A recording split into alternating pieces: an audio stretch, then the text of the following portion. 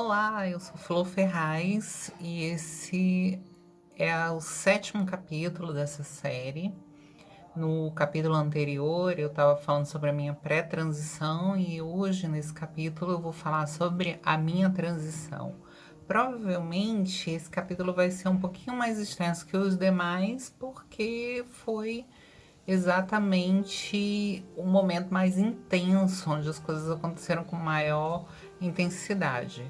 Então, fica aí comigo que a gente começa o capítulo 7, a transição.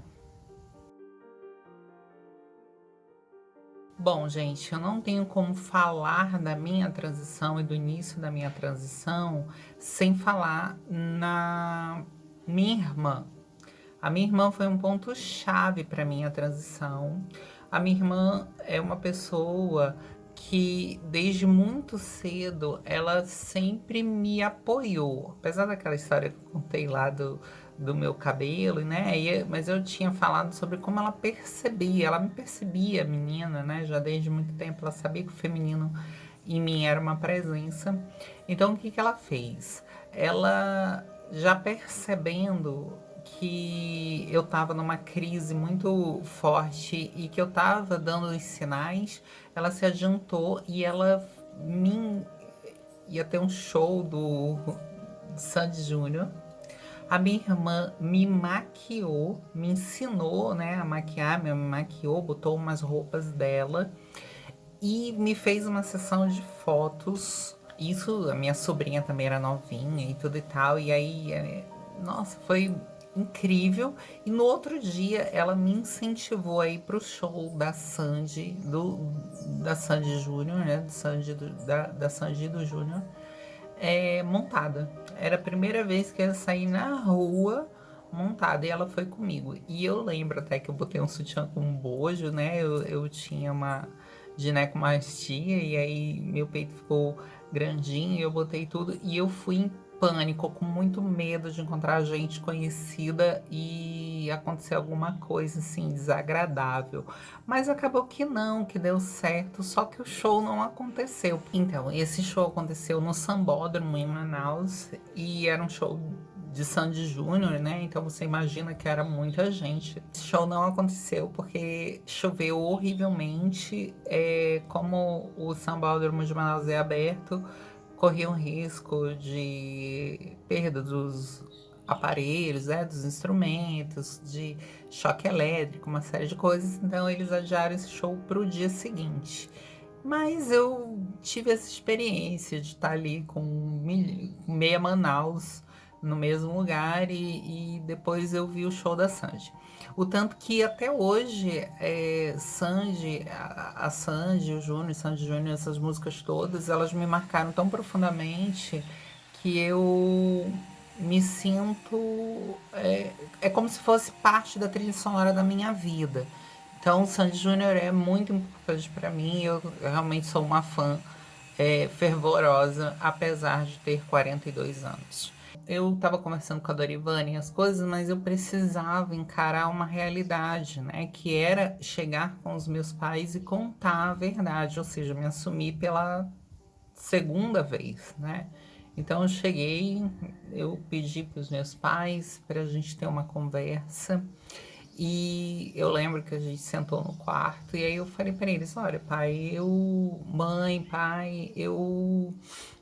não sou aquilo que eu falei para vocês. Eu achava assim que eu era gay por muito tempo, mas a minha verdade é que não é essa. Eu sou uma transexual. Eu não sei como eu vou fazer, eu só sei que eu vou iniciar a transição, porque essa é a minha realidade que eu venho negando. A Dori vai me ajudar nesse processo agora no começo, mas eu preciso ir para algum lugar. Eu não sei o que eu vou fazer, eu não sei o que vai acontecer, eu vou fazer. Aí a minha mãe, meu pai e minha mãe disseram que não importava o gênero que eu estava, qual era a minha situação, eles só queriam que eu fosse uma pessoa digna, né? Uma mulher digna, como eles nos ensinaram, assim, como eles os dois me ensinaram a ser. E eu fiquei muito com isso na cabeça, né? Aí a minha mãe virou e falou que se fosse uma questão de vestidos, ela me emprestava os vestidos, mas que ela era extremamente contra os hormônios, né? A hormonização, porque ela achava que era um risco de câncer, era um problema isso, e que eu não deveria. Mas eu falei para ela que eu ia fazer assim mesmo, não sabia como, mas eu ia pegar o meu plano de saúde, como eu falei já em outro vídeo, que eu ia atrás dos médicos e realmente foi o que aconteceu, foi um assombro em relação a isso. Mas meus pais de novo me abraçaram nessa realidade, apesar da realidade financeira da minha família já não ser mais a mesma do que foi lá na minha adolescência, na minha infância. E a gente embarcou nessa todo mundo, né? De novo, batendo palmas para minha irmã, muito obrigada pela sensibilidade, como tem essa sensibilidade até hoje, e eu me sinto felicíssima, porque dá uma outra série a minha relação com a minha irmã e como a gente se dá tão bem. Eu te amo, mana. Obrigada, irmã. Um beijo.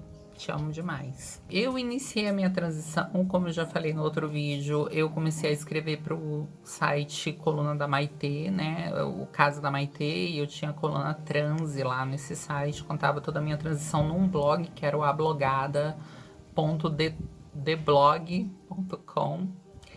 E o The Blog começou a fazer muito sucesso no Brasil inteiro. As pessoas começaram a acompanhar comigo a minha transição, meus fracassos, a luta e tal, etc. E desse movimento, as pessoas começaram a se aproximar de mim. Como eu falava que eu estava muito na merda, porque eu não tinha trabalho, eu não tinha nada, eu comecei então a receber pessoas que solidarizaram com a minha causa e que vieram então me oferecer trabalho, né? Uma dessas pessoas foi o Gustavo. O Gustavo tinha uma empresa, era diretor e fundador de uma empresa de administração. Ele era uma espécie de investidor em projetos e pessoas, e ele leu a minha história, se comoveu e ele resolveu então me oferecer trabalhos. Então ele estava montando um outro projeto e ele queria que eu fizesse o logotipo desse projeto, ele queria que eu começasse a trabalhar nas artes desse projeto. E foi o que aconteceu. Eu comecei a fazer os trabalhos remotos, foi a primeira vez que eu comecei a trabalhar. Então ele estava lá no Rio de Janeiro, ele me mandava uma demanda, eu fazia essa demanda e mandava para ele lá no Rio de Janeiro, ele pegava e depositava o dinheiro na minha conta.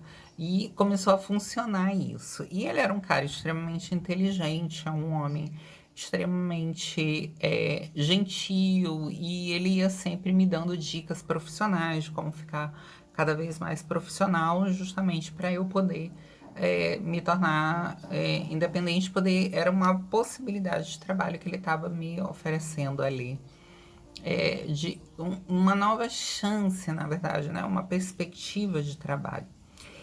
E, claro, começou a rolar os paqueras, começaram a rolar outras possibilidades. Até porque, como eu já tinha começado o meu estudo sobre sexualidade lá atrás, eu aproveitei esse momento de que as pessoas começavam a se aproximar por causa da minha coluna, para eu poder expandir essa minha realidade. Então, eu comecei a entrevistar as pessoas que chegavam comigo com essas sexualidades diversas, cheias de confusões, porque elas liam meus textos e elas acabavam me procurando para perguntar: olha, o que que eu sou? Eu sinto isso, eu sinto aquilo.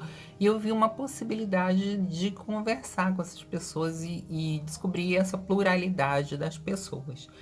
E foi isso que eu fiz. Então, vira e mexe, aparecia também umas paqueras, né? Umas pessoas. Eu nunca fui paquerada, como eu já falei. Eu tinha tido relações virtuais fracassadas, relações, amizades de friend zones. Numa dessas conversas e diálogos, eu conheci um cara, né? Eu conheci um português. Inclusive, tinha uma menina de Alagoas, eu não sabia que ela também já estava de TTT com esse cara. E nessa enfim, de trocar informações com esse português. Ele me mandou um buquê de flores. Eu nunca tinha recebido flores de ninguém, como eu já contei a minha história. Os homens fugiam de chegar perto de mim, ninguém me queria. E eu achava que ninguém me queria mesmo, ainda assim, né? Eu já tinha tido essas relações só super platônicas e tudo e tal. E aí, de repente, um homem se interessou por mim, me mandou flores e eu comecei a me apaixonar por ele. E aí ele me mandava presentes. Ele trabalhava numa empresa de telecomunicação, então ele podia me ligar ilimitadamente, então ele me ligava sempre. E a gente começou uma relação virtual Brasil-Portugal. Porém, esse homem, ele era uma pessoa importante num lugar chamado Dia T, Portugal. O Dia T também acontecia no Brasil, era uma iniciativa dos T-Lovers. Esses T-Lovers, eles se reuniam às quintas-feiras num bar chamado Helenice, lá no centro de São Paulo. E basicamente, eles bebiam e conversavam com as meninas, eles interagiam com as meninas, que eles se colocavam como apaixonados por trans, por mulheres trans. E como eles não sabiam se definir, se eles eram gays ou não, ou bi, ou hétero, etc., eles se colocaram com esse nome de T-Lover. E esse queridíssimo aí, que eu não quero falar o nome dele, ele também frequentava, só que ele frequentava a edição lá de Portugal. E aí, de repente, parecia tudo muito fofo dentro do nosso universo, porque na verdade eu era famosinha aqui no Brasil e ele era famosinho lá em Portugal, dentro do nosso universo trans. E aí, o que acontece? Eu me iludi absurdamente, né, nessa relação. Essa menina de Alagoas já tinha me falado que ele tinha feito a mesma coisa com ela. E puxa, eu achei que ia ser diferente comigo. Obviamente que não foi nada diferente comigo.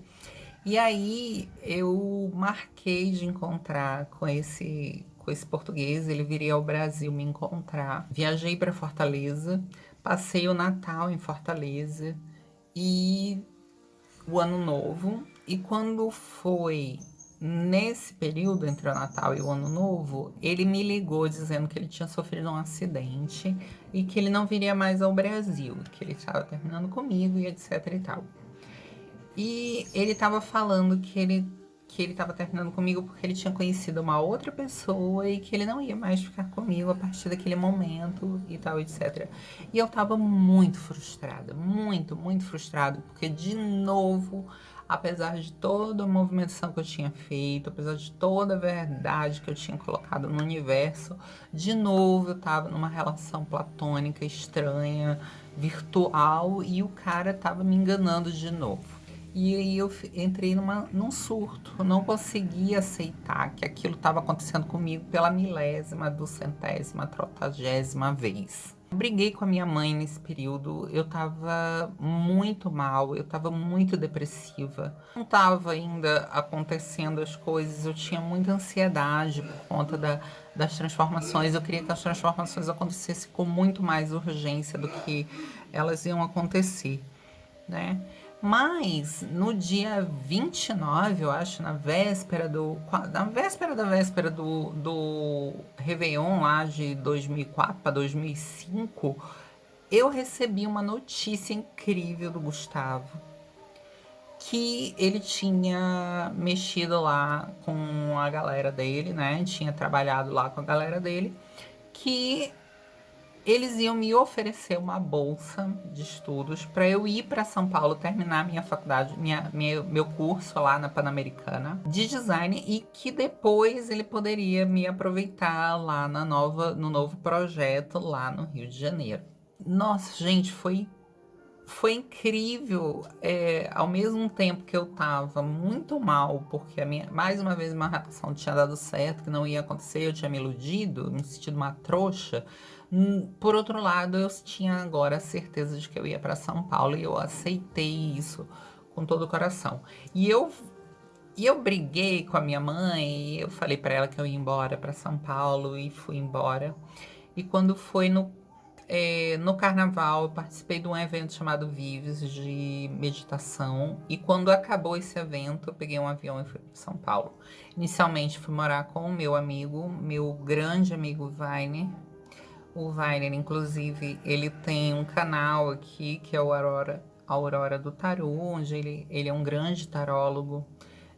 Vocês podem, nas redes sociais dele, eu realmente recomendo, porque é incrível a intuição e a quantidade de informação, a seriedade que ele leva ao trabalho dele, amigo Ilvo.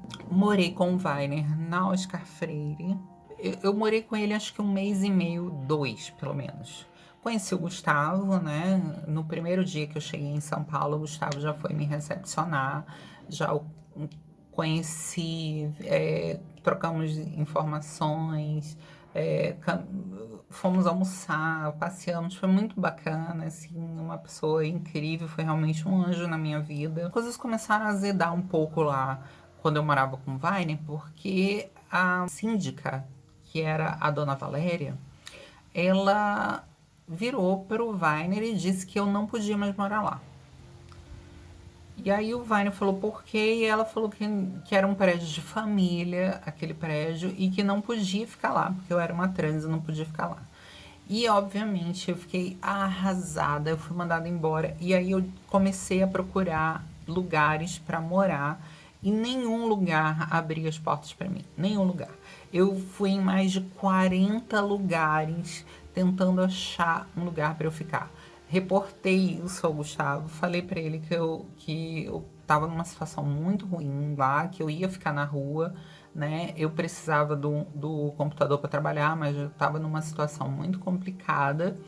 E aí o que o Gustavo fez? Ele pegou e arrumou um flat para mim, para eu ficar 1 mês e depois eu arrumar um outro lugar, enfim, para eu poder pagar com a minha bolsa, né? Então a empresa ela ainda me pagou mais 1 mês de flat.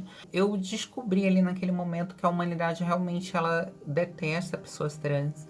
Eu fui expulsa e foda-se. Eu sofri todo tipo de retaliação. Eu tava com dinheiro na mão para alugar, eu liguei para o homem para um flat, por exemplo, porque eu já não conseguia mais alugar apartamento, eu só conseguia alugar um flat, né, um apart hotel. E aí eu liguei pro cara, tipo, umas 10 horas. Quando foi 11h30, eu cheguei no flat para pagar e ficar. E ele, quando me viu, ele disse que todas as vagas estavam ocupadas.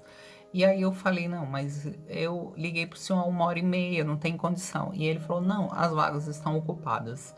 E aí eu tinha um amigo, eu pedi pro meu amigo ligar para ele e meu amigo ligou e obviamente que tinha vaga pro meu amigo, não tinha para mim, porque obviamente que para mim era um processo de transfobia.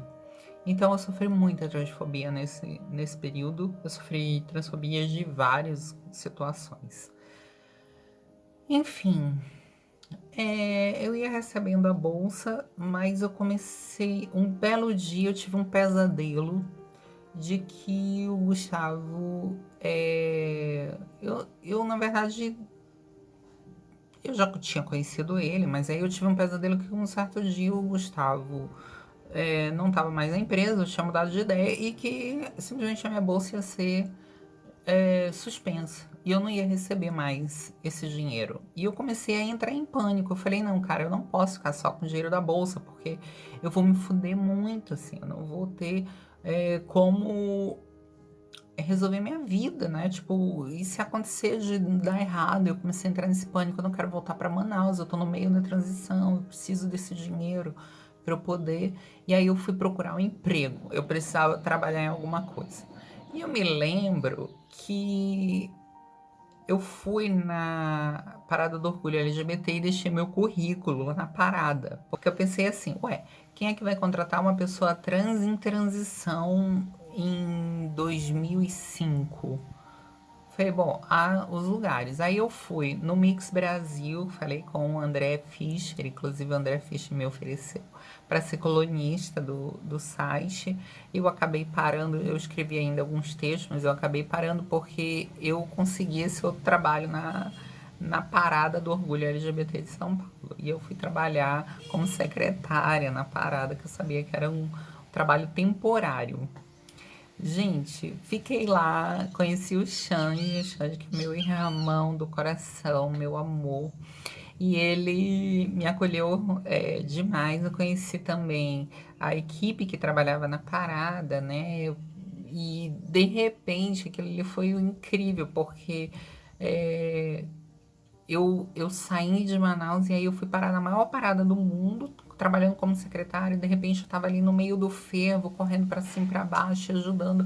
E esse foi uma das coisas mais lindas que aconteceram na minha vida, foi virar militante, trabalhar numa ONG, ajudar as pessoas. E eu virei coordenadora da Secretaria de Travestis e Transsexuais da Parada, e eu recolhia denúncias, eu ajudava as meninas, e tinha uma roda de conversa, de apoio, e eu ressuscitei essa roda de conversa, que chamava Quintas Trans, né? Então, ela acontecia quinzenalmente, às quintas-feiras. Eu coordenei esse projeto por 6 anos, enquanto eu estava em transição. Eu ajudei muitas meninas que estavam comigo, então, assim, nós nos ajudamos, né? Daniela, Carla, enfim, Brenda, se você um dia ver esse vídeo, por favor, entre em contato comigo, me procura, bota um comentário aqui embaixo, queria tanto saber o que aconteceu com você. Você é a Brenda de Minas Gerais, aquela que ficou na minha casa, que as gays mandaram embora, que você ficou na minha casa, você é tão maravilhosa. Surgiu, eu vi uma foto de nós duas, eu sinto tanta saudade de você, por favor, me manda uma mensagem, entre em contato comigo, tá bom, Brenda? São Paulo me abriu milhões de possibilidades, né? Eu fui frequentando os espaços por conta da parada, me abriu voz e eu passei a frequentar vários espaços de militância, de decisões importantíssimas para a política, para pessoas trans no Brasil. Isso foi uma grande honra e glória ter participado de tudo isso. E virei embaixadora do Dia T, fui odiadíssima pelas meninas por causa disso, porque eu dava muito biscoito pros T-lovers, mas eu tentava realmente entender. Eu tive muitos amigos bons, T-lovers, Eduardo, Eduzinho, Eduardo, se você, que fazia psicologia no Mackenzie, se você ver esse vídeo, escreve um e-mail pra mim também, eu tô morrendo de saudade. Eu ainda tenho aquela cadeirinha que você me deu no dia do meu aniversário, aquele pingente. Sinto muita saudade, viu, Ed? Eu tive muitos namorados nesse período. Muitos namorados assim, né? Namorado mesmo, eu namorei algumas pessoas. Nesse período, eu fui intuitivamente percebendo a minha pansexualidade. Até então eu não sabia que era esse nome. Para mim, tanto faz. Eu só me libertei e me senti à vontade para viver as relações. Então eu tive relações com crossdressers, eu tive relações com trans, eu tive relações com homens trans, tive relações com homens cis, tive relações, ou melhor, fiquei com mulheres cis. Enfim, eu me permiti viver a minha sexualidade livremente, sem amarras, sem preconceitos. Isso foi uma coisa incrível também que me aconteceu. Uma outra coisa maravilhosa desse período foi a visibilidade e a voz que eu tive, como eu era colunista, como eu trabalhava na parada. Eu participei de muitos debates, eu participei de muitas rodas de conversa. Tive a honra de participar de um documentário que se chama Questão de Gênero, do Rodrigo Najari. Eu não vou linkar aqui, porque eu sei que muitas pessoas que participaram do documentário, elas se sentem um pouco incomodadas, então eu não vou linkar, mas é fácil de encontrar. É o coletivo Catarse, que ajuda também muita gente, se quiser entender como é que era isso no início dos anos 2000, como é que era ser trans nesse período. Participei de revistas, foi um momento de muita visibilidade que eu sinto muita falta e que eu espero eu poder ter essa visibilidade de novo. Vou aproveitar e vou mandar um beijo enorme pro Neto Lucon, da Anne Lucon, que é uma pessoa, um jornalista que tem um projeto incrível, né? Tinha um site que era voltado para a população trans. Esse era um jornalismo onde a gente descobria todas as matérias e notícias, e isso empoderava tanto a gente. E ele fez uma campanha que não deu certo, e eu lamento tanto até hoje por causa disso. Mas o Neto tá aí, ele tá falando de BBB, ele tá falando de tudo, e eu acho, mais uma vez, Neto, eu vou bater palma pra você também, porque você é uma pessoa incrível. Eu espero que o nosso collab funcione, sim, e que a gente consiga fazer isso. É um sonho meu, pra falar a verdade. O período todo que aconteceu foi extremamente intenso. Tô aí com 29 anos. E com 29 anos, eu consigo, enfim, marcar a minha cirurgia. Consigo juntar o dinheiro certo, com, óbvio, o apoio de todas as pessoas que sempre me ajudaram, né? Com o apoio da minha filha. Eu não falei, mas eu tenho uma filha adotiva do meu coração. Hoje ela é uma mulher feita, ela tá ali realizada, tem a casa dela, tem a sua vida independente. Mas eu amo como uma filha mesmo, desde sempre. Com o apoio do Gustavo, tive apoio da minha mãe, tive apoio de todas as pessoas que colaboraram, e eu consegui então fazer a minha cirurgia, que eu vou contar no próximo episódio, no episódio 8. E o que é incrível dessa história é que, assim, no dia 30 de janeiro, eu conheço o meu então futuro marido, o Marco. No dia 1º de fevereiro, a gente começa a namorar, e no dia 13 de fevereiro eu faço cirurgia. E essa história vai ficar para o próximo vídeo. Eu sou Flor Ferraz, esse aqui é o 40 em Quarentena. Eu tô contando a minha história lá desde, enfim, desde que eu nasci até agora, depois dos 40. Se você quiser acompanhar, eu fiz uma playlist que tem ali desde o primeiro episódio, esse já é o número 7. E a gente vai seguindo juntas com essa história. Se você gostou, dê um like. Se você quiser interagir comigo, é só deixar o seu comentário aqui embaixo, que na medida do possível a gente vai respondendo.